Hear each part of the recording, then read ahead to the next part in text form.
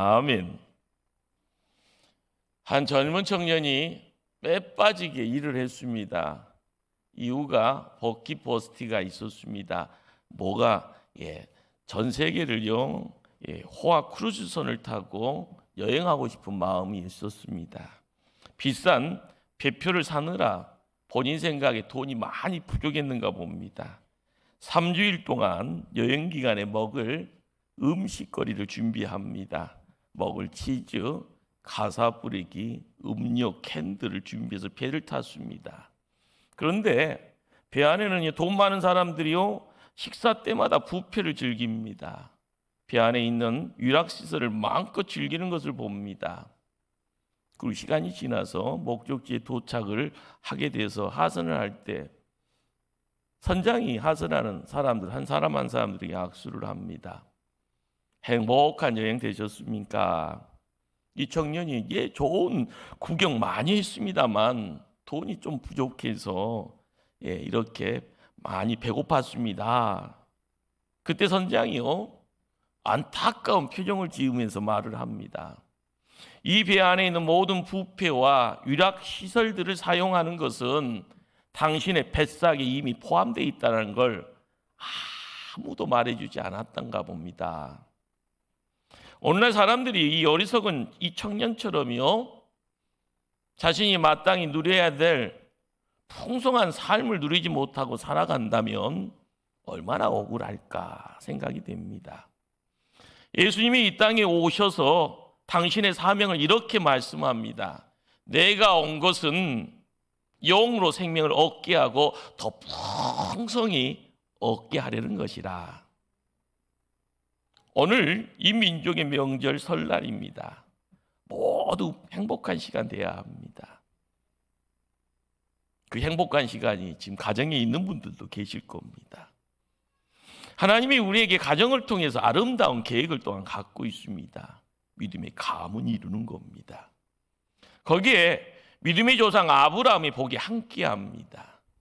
바로 신앙의 대물림으로 행복하게 풍성한 삶을 살아가는 것. 예수님 안에서 영생 얻고 거기다가 프리미엄 얻어서 더 풍성한 삶을 얻어가는 것. 이거 바로 하나님의 계획입니다. 오늘 말씀 우리를 향하신 그 하나님의 그 풍성한 사랑이 선포되고 있습니다. 하나님이 세상을 이처럼 사랑하사 독생자를 주셨으니 이는 그를 믿는 자마다 멸망치 않고 영생을 얻게 하려 하심이라. 하나님이 세상을 이처럼 사랑하사 독생자를 주셨다. 이 말씀은 그냥 입술로 암송하고 그냥 스쳐 지나갈 수 있는 그런 말 아닙니다. 말씀을요 곡 씹을 때마다 신비하게도요 또한 그 안에는 감격스러운 내용들이 포함되어 있습니다. 하나님이 세상을 이처럼 사랑하사, 이 말씀은 참으로 하나님이 별 볼 일 없는 나를 사랑한다라는 말입니다. 우리가 도대체 하나님이 왜 우리를 사랑하시는가? 하나님은 우리가 갖고 있는 이 쥐꼬리만한 돈 때문에 사랑하신가? 아니면 우리가 법 없이도 세상 살면서 손에다가 죄 범하지 않는다고 해서 우리를 사랑하신다는 말인가? 아니면 정말로 하나님만을 사랑하는 믿음이 남다르니까 하나님 나를 사랑하시는 건가? 그런 거 절대 아닙니다. 우리는 창조 때부터 하나님 앞에서요 죄 많은 인생 배신자입니다. 사랑스럽지도 않고요 더더욱 귀엽지도 않고 그런 존재입니다.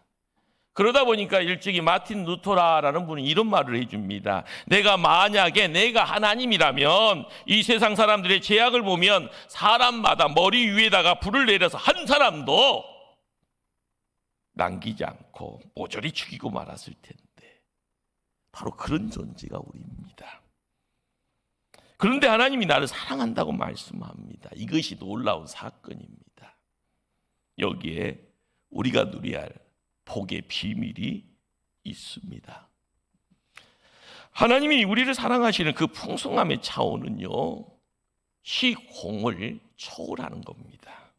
오늘 본문 사랑하사라는 이 말이 히브리어라는 단어로는 이 아가페센이라 현재 능농직설법을 사용한다고 합니다. 무슨 말인가 하면은요, 못난 과거에도 사랑했다, 별로 쓸모도 없는 지금도 사랑하신다, 기대할 것 없는 내일도 사랑할 것이다, 이런 말입니다. 사랑할 만해서 사랑하는 것이 아니고요, 사랑할 가치가 있어서 그렇게 골라서 사랑하는 것도 아니고요, 그냥 무가치한 못난 나를 사랑하신다고 합니다. 바로 여기에 풍성하신 하나님의 사랑, 이 사랑을 아가페 사랑이라고 합니다. 우리 유치부 친구들 이 안에 들어와서요, 소리 내잖아요. 더 어린 나이에, 갓난아이 때 제일 먼저 배우는 것이 사랑입니다. 모르면서도 배우는 것이 사랑입니다. 엄마 이름 모르잖아요. 나이도 모르고요. 그냥 엄마가 나 사랑한다라는 것, 그걸 제일 먼저 느낍니다. 그러다 보니까 그 사랑 때문에요, 엄마 소리에 엄마 하고 있는 겁니다. 이것 때문에 평안하고 이것 때문에 행복해합니다. 이거 깨지면은요, 문제가 심각해지죠.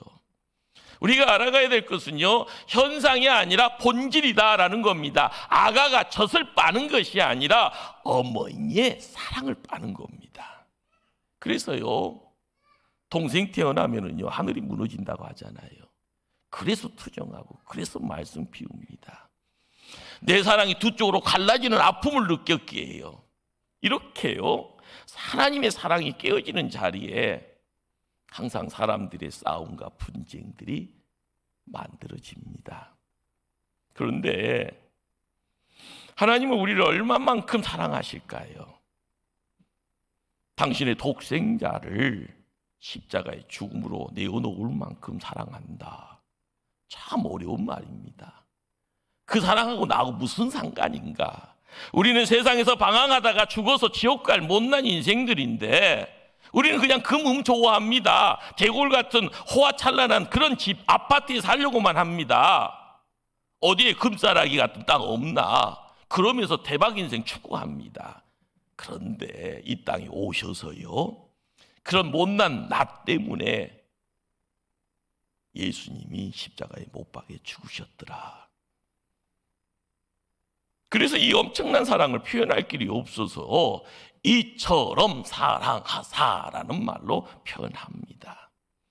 이처럼이다라는 이 사랑, 너무너무 높아서요, 바라볼 수 없는 하나님의 사랑, 예수 사랑의 높이를 말하고요, 우리가 감히 너무 깊어서 들여다볼 수 없는 예수 사랑의 깊이를 말합니다. 너무 엄청나서 그 크기 때문에 우리가 안을 수 없는 예수 사랑의 그 크기를 말합니다.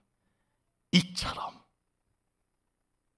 고귀한 예수 사랑의 질적인 사랑, 그냥 우리가 보고 느끼고요, 그것이 내 안에 있음을 깨달아야 합니다.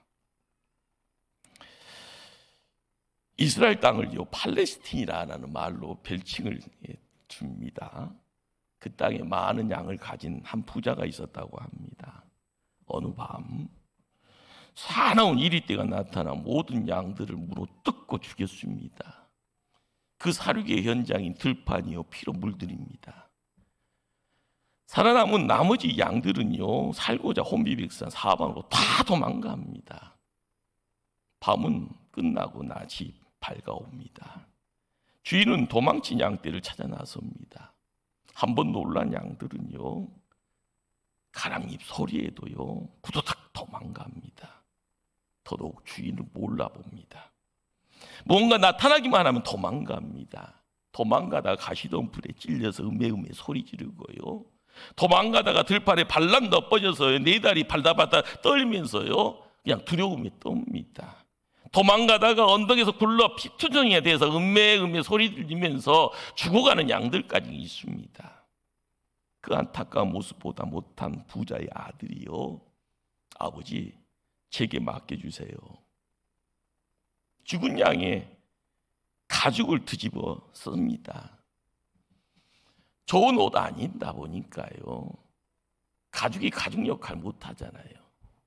거추장스러운 옷 거쳐 입고요, 그렇죠. 가지고 양의 가죽 뒤집어 쓰고요. 음에 양소리 내면서 양을 찾아다닙니다. 두 발이 아니죠.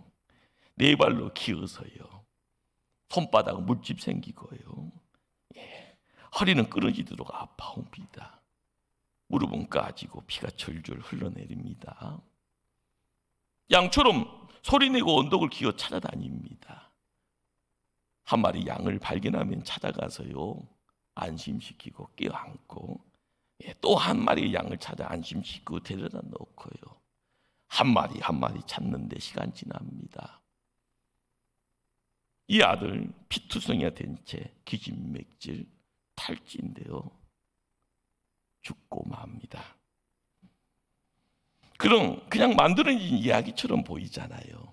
그 이야기 속에 이런 뭘 인정한 아버지 어디 있냐고, 그런 바보 같은 아들 어디 있냐고, 양 몇 마리 찾아내고자 자식 죽인 아버지 어디 있냐고. 그런데요, 그보다 더 엄청난 내용이 오늘 성경 말씀입니다.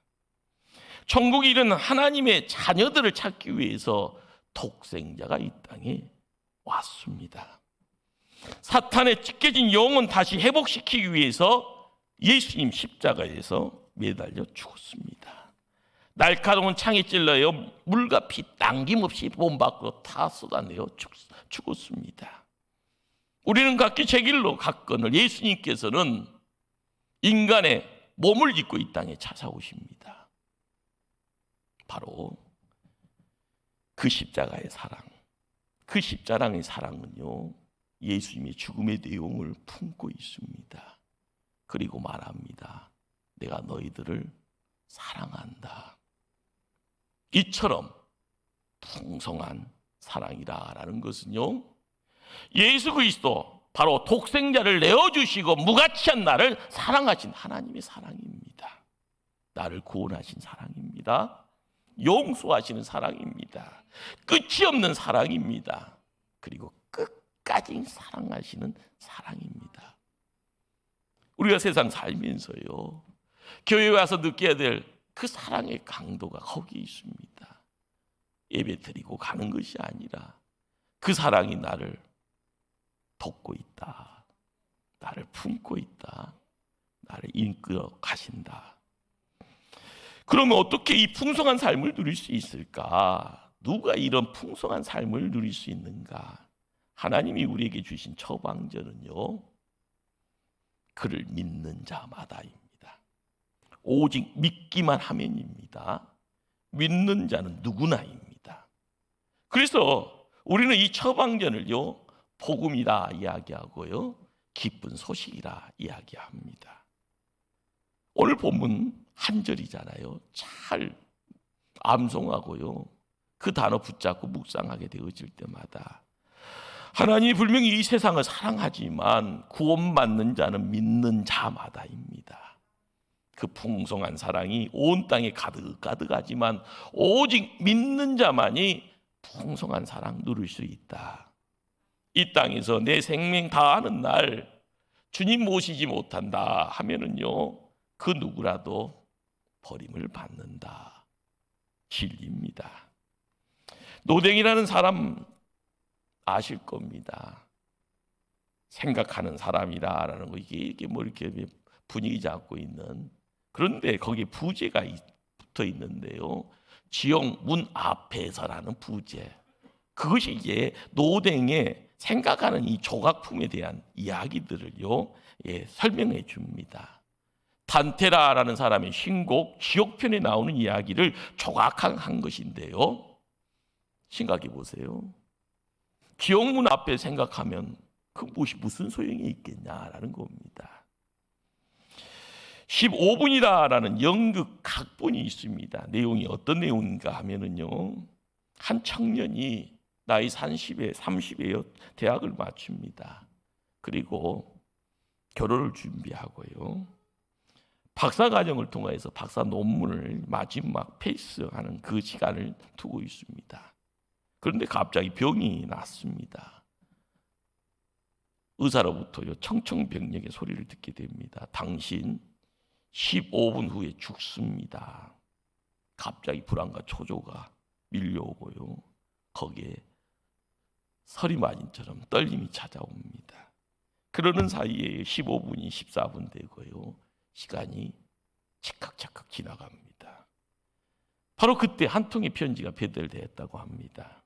편지 내용은요, 삼춘이라는 사람이 부고장이고요. 이 삼춘이 억만장자라는 겁니다. 그런데 그 편지의 결론 부분에 억만장자 삼춘의 재산을 상속할 사람이 그 청년이라는 변호사의 통보서였습니다.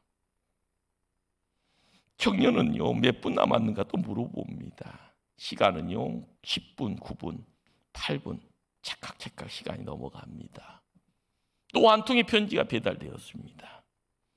편지 내용은요, 본인이 제출했던 박사 논문 통과 통지서였습니다. 또 시간이 지나갑니다. 7분, 6분, 5분, 4분 남았음을 가르치죠. 마지막으로 한 통의 편지가 더 배달됩니다. 편지를 보낸 사람은요, 사랑하는 아내, 사랑하는 여인이었고요, 결혼할 여인이었습니다. 그런데 거기에 내용은 여인의 부모님이 결혼을 승낙한다라는 그런 내용을 담고 있습니다. 그런데 시계는 멈추지 않습니다. 3분이 2분 되고요, 2분이 1분이 지나갑니다. 그 청년은 숨을 거둡니다. 그 영국의 각본은 그렇게 끝이 났다고 합니다.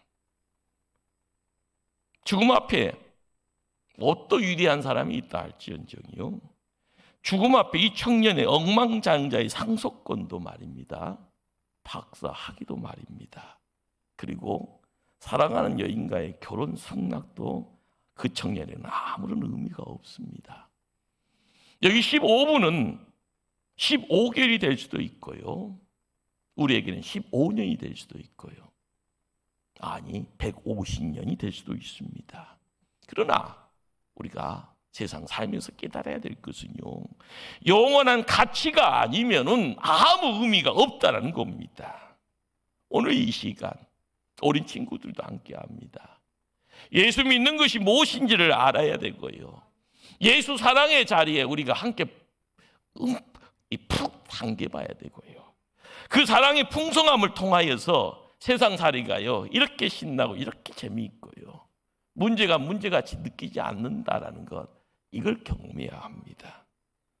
사랑하는 성도님들, 우리가 설 명절 당일날 이렇게 교회 와서 예배 드리는 이유가 뭡니까? 그냥요, 그것도 좋은 거죠. 그러나 나를 최고로 많이 사랑하는 하나님을 만나기 위함이라 이 땅에 구세주로 오신 예수님과의 멋진 만남을 오래서이더라. 세상에서 혼자는 감당할 수 없는 일들이 너무 많아서 우리에게 헬퍼, 도우미로 오신 성령님을 만나기 위함이라. 그렇습니다. 우리가 알아야 될 중요한 사실, 혹시 이걸 알고 계십니까? 전기라는 것이 플러스 극과 마이너스 극이 만나는 순간이요, 스파크가 팍 튄다는 겁니다. 교회 와서 그냥 머리로만 풍문으로 들었어야 하는 그 이야기만이 아니라 내가 한 번이라도 하나님의 손을 붙잡으면요, 스파크 튼다는 거예요. 영혼의 시간이 찾아오고요, 풍성한 삶을 누릴 수 있는 능력을 우리가 얻게 됩니다. 하나님과의 아름다운 만남, 결론은요, 아름다운 삶을 낳습니다. 하나님과의 귀한 만남은요, 우리를 귀한 인생을 살게 만듭니다. 우리가 마찬가지로 그렇게 삽니다. 행복한 배우자의 만남을 통해서요, 행복한 가정이 만들어지고요, 복된 성도가 가정을 믿음으로 지키면 아브라함의 모습처럼 믿음의 가문으로 자자손손이 그 모습 만들어 갑니다. 이 세상 살다 보면 많은 사람들이 지치고 쓰러질 때가 있다고 합니다. 넘어지고 실패할 때마다 누군가를 찾아가서 도와달라고 합니다. 주변에 거절 때문에 실망하지 마십시다. 나에게는 나를 가장 잘 아는 분들이 있습니다. 나의 도움의 요청에 흔쾌히 하답하실 분이 있습니다. 누군가요? 가족입니다. 또한 믿음의 가족들이 또한 있습니다. 교회라는 믿음의 울타리 안에 거할 때마다 우리가 깨닫는 것이 뭘까요? 살아계신 하나님의 그 분이 우리에게는 산성이라, 요새라, 소망이 되신다라는 사실입니다. 하나님 중심의 가정, 하나님 중심의 교회, 그렇습니다. 살아계신 하나님을 통하여 우리는 이 땅의 안전지대를 허락받습니다. 원하는 것을 이루는 보금자리가 바로 우리의 삶에 가까이 있습니다. 거기에는 풍성한 삶이 있다라는 것. 교회를 통해서 알아가야 될 내용이 있고요. 예배를 통해서 만나야 될 그분을 통해서 들려지는 소리와 그분을 통해서 만들어지는 또 다른 세상이 있습니다. 예수님의 제자 중에요, 베드로라는 인물 있습니다. 수제자설이 들었고요. 그런데 예수님 3번 부인합니다. 그러나 그는 한 가지 사실을 알고 있었습니다. 예수님 나를 사랑하신다. 주님 앞으로 돌아가면은 예수님 용서해 주신다. 이 한 가지 사실 때문에 베드로는요, 다시 주님의 제자가 됩니다. 그리고 나서는 담대하게 순교의 자리를요, 두려워하지 않고 투복투복 걸어가 교회의 반석으로 세움받습니다. 예수님의 제자 중에 가룟 유다라는 사람이 있습니다. 제자죠. 똑같이 예수님 배반합니다. 그러나 가룟 유다의 마음속에서 예수님이 나를 사랑하신다, 지금이라도 예수님 앞으로 돌아가면 나를 용서해 주신다, 이 사실을 믿지 못합니다. 이 엄청난 사실을 믿지 못해서요, 자기 육신을 너무 쉽게 목매어 죽입니다.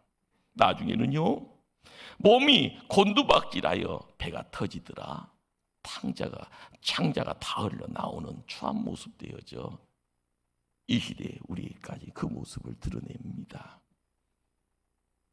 우리가 못났건요,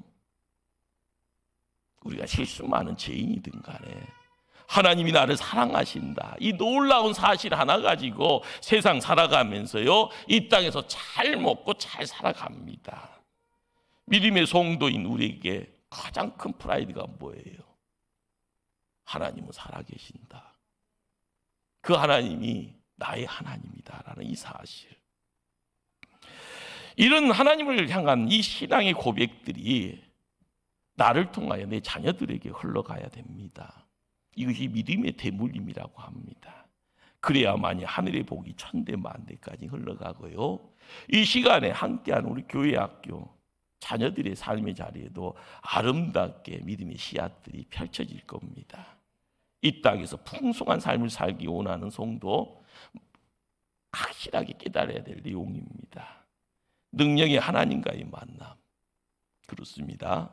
지친 영혼을 이렇게 세우는 힘과 용기 주는 만남이 된다라는 것. 사랑의 주님과의 사귐, 이 고통스러운 이 시대를 담대히 살아가는 능력이 시작이 된다라는 것. 도와주신 성령님과의 접촉, 상처난 가슴 오름 만지는 치료하는 능력이라는 것. 나는 할 수 없습니다. 그러나 하나님 함께 하신다. 그러기에 꼭 기억해야 될 것은요, 풍성함의 삶을 약속해 주신 좋은 만남은 예배 안에서 이루어진다라는 겁니다. 그러기에 예배의 자리를 소중히 여기십시다. 예배 참석할 때마다 나의 찬송을 통하여, 나의 기도를 통하여 생명의 말씀이 들려오는 그 자리에 나를 찾아오시는 그 하나님의 품에 안겨가기를 바랍니다. 둘째는요, 진정 풍성한 삶을 원하실 때는 예배의 경험을 확장시키시기 바랍니다. 그냥 주일 한 번만이 아니라 주일 오후 찬양 예배도, 수요일 날 수요 예배도 시간이 있다 하면은요, 결단하는 가운데 새벽의 자리도 내 자신의 시간을 온전히 맡겨 가시면 하늘의 풍요가 나의 삶을 점령할 겁니다. 셋째는요, 하나님은 언제나 믿음의 울타리 안에서 역사하시고 믿음의 교회 위에 임재하십니다. 명심하시기를 바랍니다. 이제 당신은 사랑받을 자격이 있습니다. 당신들은 사랑받기 위해서 태어난 사람입니다. 내가 이 땅에서 하나님 자녀로 존재하는 그 한 가지 사실만으로 우리는요 존귀한 자가 되어 있습니다. 지금 그 사랑이 우리 안에 풍성히 넘쳐질 때마다 나의 존재를 통하여 내 가정을 통하여 윗대와 그리고 자녀들의 인생 삶의 모습들이 하나로 지킴받을 줄 압니다. 설 명절을 통한 가족들에게 나타난 사랑의 하나님과의 만남, 선대의 믿음의 땀, 눈물 때문에 우리의 가정이 믿음의 가문으로서의 제 모습을 찾아가는 것, 거기에 우리가 은혜가 있음을 깨닫게 됩니다. 신앙의 대물림을 일고자요 선대의 눈물이 있었다라는 것, 이건 팩트입니다. 그래서 우리가 품고 있는 이 믿음과 이 소망은요 하나님이 우리를 통하여서 우리에게 허락한 복의 씨앗이다. 이 씨앗이 무럭무럭 잘 자라면 큰 나무 되어지고요, 큰 나무를 통하여 주렁주렁 맺어지는 이 열매를 통하여서요 하늘의 풍요가 무엇인가 나를 통하여 찾아오는 무수한 사람들에게 전하는 그 사랑의 내용들, 사람을 살립니다. 세상을 지킵니다. 이 땅에 빛의 역사를 드러냅니다. 우리를 통하여 설 명절을 통하여 가족이 모이게 하시고요, 그 가족이 하나님의 사랑을 담아가는 가족의 구성원임을 깨달을 때마다 그 모든 것의 시작은 하나님입니다. 하나님 찬양할 거예요. 하나님께 영광 돌리시길 바랍니다. 기도.